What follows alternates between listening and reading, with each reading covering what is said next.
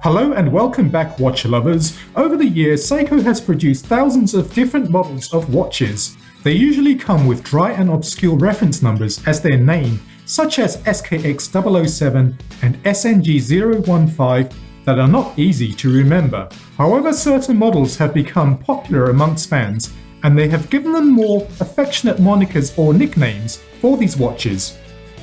Some of these nicknames you may have heard of, but others you may not. So in today's video, we're going to count down the top 10 Seiko watches and their nicknames given to them. Let's go! At 10, we have the Atlas. The reference number of this watch is the SKZ211, but fans have named this watch the Seiko Atlas or Seiko Landshark. The first thing that strikes you about this watch is how cool it looks. It has a unique tough look about it, and it has come to be known as the Atlas due to its inner bezel, which acts as a compass. The watch is 42mm in diameter and is water resistant to a depth of 200 meters. At 9, we have the Stargate. The Stargate series of diver watches have reference numbers ranging from SKZ323 to SKZ327. The watch gained its nickname due to the unique housing around the bezel pip, which resembles the Stargate from the popular TV series with the same name. Its domed hardlex crystal helps to make this watch a solid diver, capable of going to a depth of 200 meters, and the original version of this watch was powered by a 23 joule movement. At 8, we have the Bullhead. This watch has to be my favourite on the list, and from the way it looks, it's not hard to see why. The Seiko 6138 has been dubbed the Bullhead because the crown is found at the 12 o'clock position instead of the usual 3 o'clock. There are also chronograph buttons on either side, and this setup is reminiscent of the bull's horns, hence its nickname. This watch came out in the early 1970s and was designed as a driving watch. The thick case is tapered from the bottom to the top, making it easier for the wearer to see the dial when the hands are on the steering wheel. At 7, we have the Ripley. This watch was featured in James Cameron's 1986 movie Aliens and was worn by its protagonist, Ellen Ripley, hence its name. The Seiko 7A28-7000 was designed by world-famous designer Giorgetto Giugiaro, who is also credited for designing cars such as the DeLorean, DMC-12 and BMW M1. Even though the watch was created 30 years ago, it still looks futuristic today. The commercial version of the watch features a quartz movement and has a chronograph function. At 6, we have the Turtle. The current iteration of the Turtle is the reference SRP 777. This is a reissue of a watch first released in 1976, and it was designed to be a tool watch, meaning that its function superseded its form. Despite this, it's still an attractive watch, and it gains its nickname from the cushion-shaped case that the watch is housed in. Another feature of the watch is that the crown is at the 4 o'clock position, meaning that it's super comfortable for divers. In the latest release of the watch, its water resistance rating has also increased from 150 meters to 200 meters. At 5, we have the Sumo. The Sumo is a highly coveted dive watch in the Seiko range. Its reference number is SBDC001 and uses the Seiko workhorse 6R15 23 joule automatic movement, which has an amazing 50-hour power reserve. It's not hard to see how it got its nickname, because with a diameter of 45mm and a weight of 170 grams, it's a big watch. You can see how big it is from the photo on the wrist here. The super bright lume on this watch is also one of its features, meaning that the watch is a super capable diver. At 4, we have the Sea Urchin. The Sea Urchin is considered an entry-level diver in Seiko's range.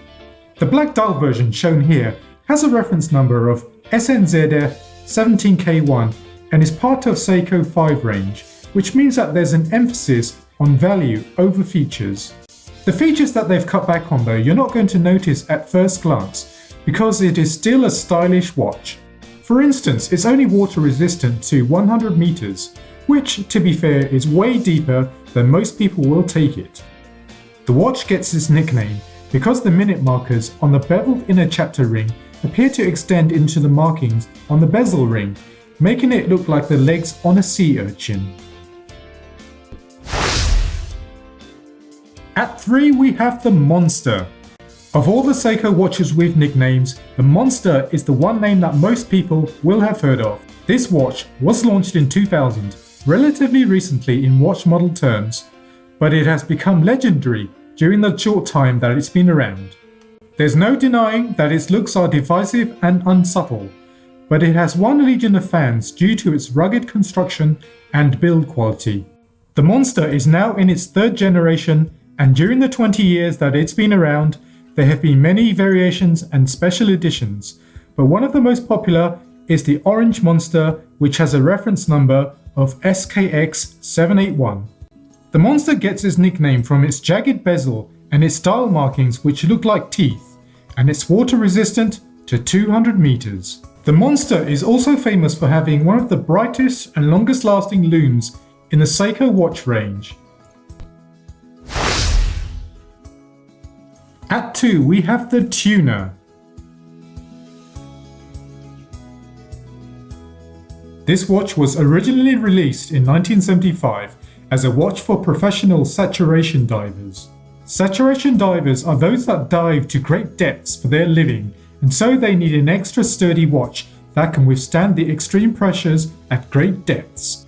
The original Tuna, reference 6159-7010, was a massive 51mm in diameter and could go down to a depth of 600 meters. Seiko encased the watch in a monocoque case and an L-shaped gasket to prevent the watch crystal or glass being damaged by helium gas when resurfacing. This gave the watch its familiar shape reminiscent of a can of tuna, hence its nickname. Seiko later introduced a smaller version of the watch with a diameter of 48mm, but still capable of going down to a depth of 300 meters, and these are known as Baby Tuna.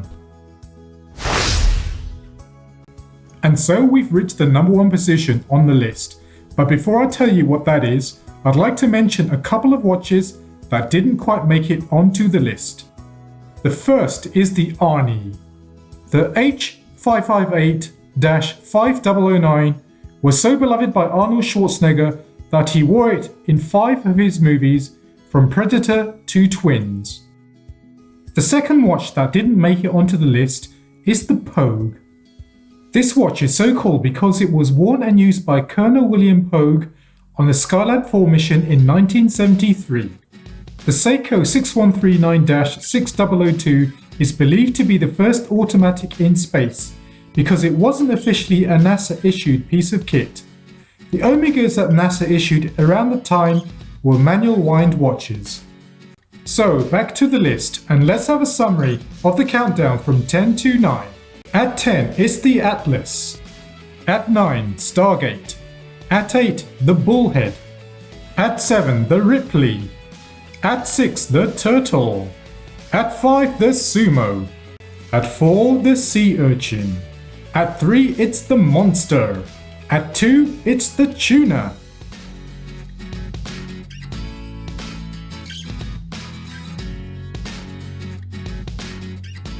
At number 1, it's the Samurai.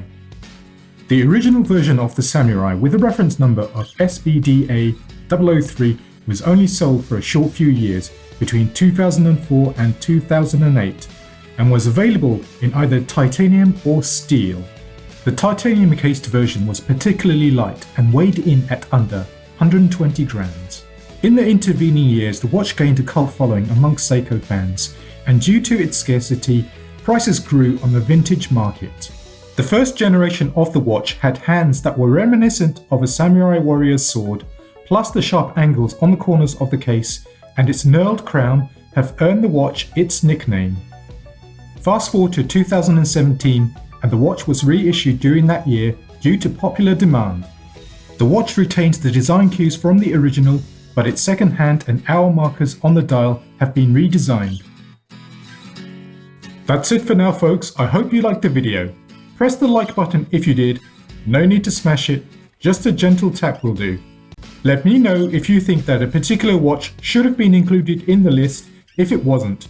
This is Roger from the Vintage Watch Collector, and see you next time.